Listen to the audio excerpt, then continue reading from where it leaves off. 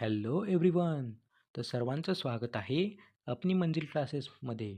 तर आज आपण बघणार आहोत व्याकरणचा पाठ वाक्यप्रचार. ह्याच्या अगोदर आपण शब्दसिद्धी आणि समास पाहिलेला आहे. जर तुम्ही तो व्हिडिओ पाहिला नसेल तर लिंक डिस्क्रिप्शन बॉक्समध्ये देतो, तो जाऊन लगेच पाहून घ्या. तर चला तर मग आज आपण बघतोय वाक्यप्रचार. वाक्यप्रचार. तर वाक्यप्रचार खूप महत्त्वाचा आहे, कारण हा आपल्याला 4 मार्कासाठी विचारले जाणार आहे. एक तर तुम्हाला वाक्यप्रचार दिले जातील, त्याचा अर्थ सांगून तो अर्थ वाक्यात उपयोग करायचा असतो. असे 4 मार्कासाठी विचारले जातात. तर वाक्यप्रचार म्हणजे काय?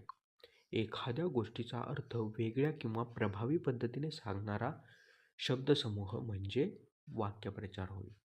एखाद्या गोष्टीचा अर्थ हा वेगळ्या किंवा प्रभावी उत्कृष्टरित्या कसा सांगता येईल हे या वाक्यप्रचारामध्ये असतं आणि त्या समूहाला आपण वाक्यप्रचार असं म्हणतो. तर इथं मी काही महत्त्वाचे वाक्यप्रचार दिलेले आहेत, जे की प्रिव्हियस इयर क्वेश्चन पेपरमध्ये देखील आहेत. टॉप 10चे वाक्यप्रचार दिलेले आहेत, ते आपण बघू. तर पहिला काय आहे?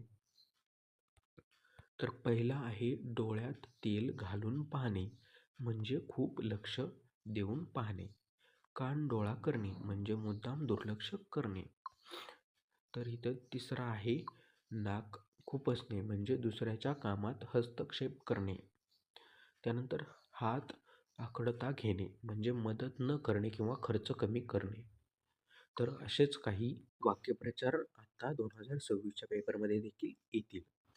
त्यानंतर अपयश येणे म्हणजे अंगावर काटा येणे. त्यानंतर भांडणाला उतरणे म्हणजे अंगावर येणे म्हणजे भांडणाला उतरणे. त्यानंतर पाय घसरणे म्हणजे चूक होणे किंवा अपयश येणे. हात टेकणे आणि हात टेकणे म्हणजे हार मानणे. तर असेच काही वाक्यप्रचार खाली देखील दिलेले आहेत, जे की आपल्याला 4 मार्कासाठी येणार आहे. हा काहीसा आपला क्वेश्चन नंबर चौथ्यातला असणार आहे. आता आपण बघणार आहोत क्वेश्चन नंबर चौथ्यातला आ. तर आ काय आहे? भाषिक घटकांवर आधारित कृती, जे की आपल्याला 8 मार्कासाठी आहे. हे पण खूप महत्त्वाचं आहे. तर याच्यात पहिला काय देणार आहेत आपल्याला? शब्दसिद्धी. तर याच्यामध्ये आपल्याला विचारलं जाणार आहे शब्दसमूहाबद्दल एक शब्द, जे की असणार आहे 1 मार्कासाठी. हे देखील खूप महत्त्वाचं आहे, शब्दसमूहाबद्दल एक शब्द. तर नक्की कशाला म्हणतात शब्दसमूहाबद्दल एक शब्द, ते पहिलं बघू. शब्दसमूहाबद्दल एक शब्द म्हणजे काय? तर अनेक शब्दांनी सांगितलेला अर्थ एकाच शब्दात सांगणे म्हणजे शब्दसमूहाबद्दल एक शब्द होय. खूप मोठे शब्द जर असतील तर त्याला आपण एका शब्दात कन्व्हर्ट केलं तर त्याला आपण म्हणतो शब्दसमूहाबद्दल एक शब्द. तर इथे मी काही महत्त्वाचे शब्दसमूहाबद्दल एक शब्द दिलेले आहेत, ते आपण बघू. आता इथे पहा, जो सत्य बोलतो. आता याच्यामध्ये किती शब्द आहेत? 3 आहेत. एक पहिला जो, सत्य आणि बोलतो, असे 3 शब्द दिलेले आहेत. पण मी त्याला शब्दसमूहाबद्दल एक शब्दामध्ये आपण डायरेक्ट त्याला सत्यवादी म्हणणार आहोत. कारण 3 शब्द हे एका शब्दात कन्व्हर्ट झाले आणि सत्यवादी म्हणजे कोण? जो सत्य बोलतो तो सत्यवादी. तसंच दुसऱ्यामध्ये काय दिलं आहे? जो मेहनत करतो. आता इथे देखील 3 शब्द आहेत, पण आपण डायरेक्ट त्याला मेहनती म्हणणार आहोत. आता मेहनती म्हणजे काय? जो मेहनत करतो, एकच अर्थ आहे. तसेच इथे काय मी महत्त्वाचे दिलेले आहेत, ते तुम्ही बघून घ्या. त्यानंतर असणार आहोत समानार्थी शब्द. तर समानार्थी शब्द देखील आपल्याला विचारले जातात, जे की असतात 1 मार्कासाठी. तर पहिले समानार्थी शब्द म्हणजे काय? तर एकाच अर्थाने वेगळा शब्द एकाच अर्थाचे वेगळे शब्द म्हणजे समानार्थी शब्द. एक वस्तू किंवा काही असेल तर त्याला आपण एकपेक्षा अनेक नावं दिलेली असतात, तेच असतात समानार्थी शब्द. तर काही समानार्थी शब्द बघू. तर आपला सूर्य. तर सूर्याला आपण काय काय म्हणतो? तर रवी म्हणतो, आदित्य म्हणतो, दिनकर म्हणतो. अनेक नावं झाली ना, हे झाले समानार्थी शब्द. तर खाली काही दिलेले आहेत टॉप 10चे समानार्थी शब्द, ते आपण पाठ करून जायचे आहेत पेपरला. याच्यातलेच तुम्हाला 2 समानार्थी शब्द येणार आहेत. त्यानंतर वचन. वचन असणार आहे 1 मार्कासाठी. तर हे वचन काय असतं? तर एक शब्द एकवचनी आहे की अनेकवचनी आहे ते सांगते, त्याला वचन असे म्हणतात. शब्द एकवचनी आहे की अनेकवचनी आहे. आता हे वचनाचे 2 प्रकार झाले, ते आपण बघू. तर वचनाचे प्रकार. तर एकवचन. एकवचन म्हणजे काय? एकवचन कशाला म्हणतो? जेव्हा एकच व्यक्ती किंवा वस्तू असते त्याला आपण एकवचन म्हणतो. ज्यावेळेस आपल्याला एक वस्तू किंवा व्यक्ती असते त्याला आपण एकवचन म्हणतो. उदाहरणार्थ मुलगा. मुलगा हा एकच आहे. पुस्तक आता एकच झालं. झाड एकच झालं. तर ह्याला आपण एकवचन असे म्हणतो. त्यानंतर बघणार आहोत अनेकवचन. तर अनेकवचनमध्ये काय असतं? जेव्हा एकापेक्षा जास्त व्यक्ती किंवा वस्तू असतात त्याला आपण अनेकवचन असे म्हणतो. एक किंवा एकापेक्षा जास्त म्हणजे 2, 3, 4, 5 अशा मल्टिपल व्यक्ती असतात किंवा वस्तू असतात त्याला आपण अनेकवचन म्हणतो. उदाहरणार्थ आता मुले. मुले म्हणजे नक्की किती ते आपल्याला सांगता येत नाही. पुस्तके म्हणजे नक्की किती पुस्तके असतील ते आपल्याला सांगता येत नाही. त्याला आपण अनेकवचन असे म्हणतो, जे की असणार आहे आपल्याला 1 मार्कासाठी. चला तर मग पुढे जाऊया. पुढे आहे 14, की ज्याच्यामध्ये आपल्याला विचारलं जाणार आहे एका शब्दापासून 2 अर्थपूर्ण शब्द तयार करणे. हे असणार आहे 1 मार्कासाठी.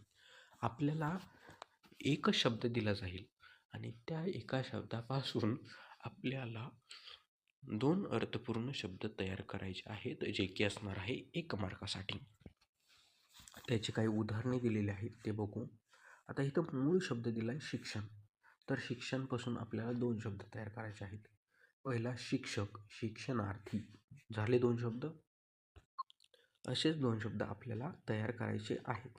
त्यानंतर दुसरं एक्झाम्पल पहा, की ज्याच्यामध्ये आपल्याला मूळ शब्द दिला आहे विद्या. तर आपण त्यापासून 2 शब्द तयार केले आहेत. एक आहे विद्यार्थी आणि दुसरा विद्वान. असे 2 शब्द तयार केलेले आहेत. असेच मी काही तुमच्यासाठी इथे एक्झाम्पल दिलेले आहेत, ते तुम्ही बघून घ्या, जे की प्रिव्हियस इयर क्वेश्चनमध्ये मल्टिपल टाईम विचारलेले आहेत. इथं तुमच्यासाठी अजून सोपी उदाहरणे दिली, जर वरची जमली नाहीत, वरची जर अवघड वाटली तर इथे तुम्हाला सोपी उदाहरणं देखील दिलेली आहेत, ती तुम्ही बघू शकता.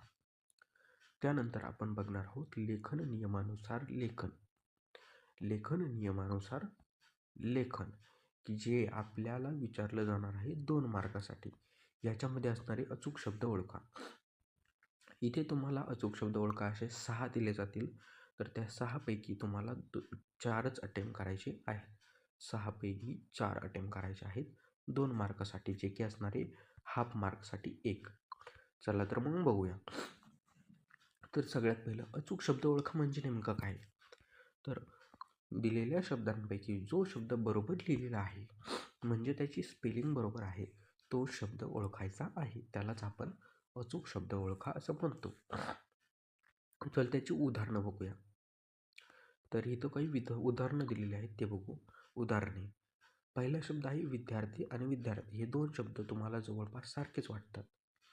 पण जर तुम्ही नीट पाहिलं तर तुम्हाला याचा अचूक शब्द हा बी आहे असं लक्षात येईल.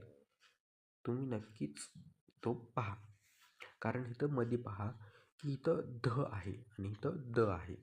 तर विद्यार्थी द असतं तिथं, त्यामुळं अचूक शब्द हा ब असणार आहे. याच पद्धतीने खाली काही महत्त्वाचे अचूक शब्द ओळखा दिलेले आहेत, ते आपण बघून घ्या. त्यानंतर आहे विरामचिन्हे. तर विरामचिन्हे हे आपल्याला विचारलं जातं 1 मार्कासाठी आणि हे दरवर्षी विचारलं जातं. एक तर तुम्हाला विरामचिन्ह दिलं जातं, त्या विरामचिन्हाचं नाव आणि त्याचा वाक्यात उपयोग करा असं काहीतरी विचारलं जातं. तर सगळ्यात पहिले विरामचिन्ह म्हणजे काय ते आपण बघू. तर विरामचिन्ह म्हणजे काय? वाक्यात योग्य ठिकाणी थांबा किंवा प्रश्न, उद्गार किंवा अर्थ स्पष्ट करण्यासाठी वापरली जाणारी चिन्हे म्हणजे विरामचिन्हे होय. वाक्यात जर आपल्याला कुठेतरी थांबायचं असेल, पॉज घ्यायचा असेल किंवा आपल्याला प्रश्न विचारायचा असेल, तर यासाठी आपण विरामचिन्हाचा उपयोग करतो. तर इथं काही महत्त्वाचे विरामचिन्हे दिलेले आहेत ती बघू आपण. तर पहिलं विरामचिन्ह आहे पूर्णविराम, जे की इथं सिम्बॉल देखील दिलेलं आहे. तर विरामचिन्ह कधी वापरतात, तर वाक्य संपल्यावर विरामचिन्हाचा उपयोग करतात. उदाहरणार्थ, आता इथं तो शाळेत गेला, वाक्य संपलं, त्यानंतर पूर्णविराम दिलेला आहे. तर दुसरं आहे प्रश्नचिन्ह. तर प्रश्नचिन्ह कधी वापरतात, तर प्रश्नचिन्ह वापरतात प्रश्न विचारताना वापरतात प्रश्नचिन्ह, हे झालं दुसरं. उदाहरणार्थ, तू शाळेत येणार आहेस का, हा झाला प्रश्न. त्याच्या शेवटी आपण प्रश्नचिन्हाचा उपयोग केलेला आहे. त्यानंतर उद्गार चिन्ह. तर उद्गार चिन्ह बघा, आनंद किंवा दुःख, आश्चर्य दाखवण्यासाठी आपण उद्गार चिन्हाचा वापर करतो. इथे उदाहरणार्थ दिले, वा किती सुंदर हे चित्र, हा झाला उद्गार. त्यानंतर दुसरा आहे स्वल्पविराम. तर स्वल्पविराम बघू शकता इथे दिलेला आहे. स्वल्पविराम आपण वापरतो थोडा थांबा दाखवतो, म्हणजे थोडासा पॉज घ्यायचा असतो, त्यासाठी आपल्याला स्वल्पविराम वापरतो. इथं बघा उदाहरणार्थ, राम, श्याम, गीता आणि सीता आले. इथं पॉज घ्यावा लागतो. राम, श्याम, गीता आणि सीता आले, त्यासाठी आपण स्वल्पविराम वापरतो. त्यानंतर इथं अर्धविराम दिलेला आहे. अर्धविराम कशासाठी वापरतात, तर अर्धविराम दोन संबंधित वाक्य जोडण्यासाठी. जर दोन एका संबंधातली वाक्य असतील तर ती जोडण्यासाठी आपण अर्धविराम वापरतो. उदाहरणार्थ, तो अभ्यास करतो त्यामुळे तो यशस्वी होतो, हे दोन वाक्य झाली, त्यांना एकत्र आणण्यासाठी काय वापरतो, अर्धविरामचा वापर करतो. त्यानंतर द्विबिंदू.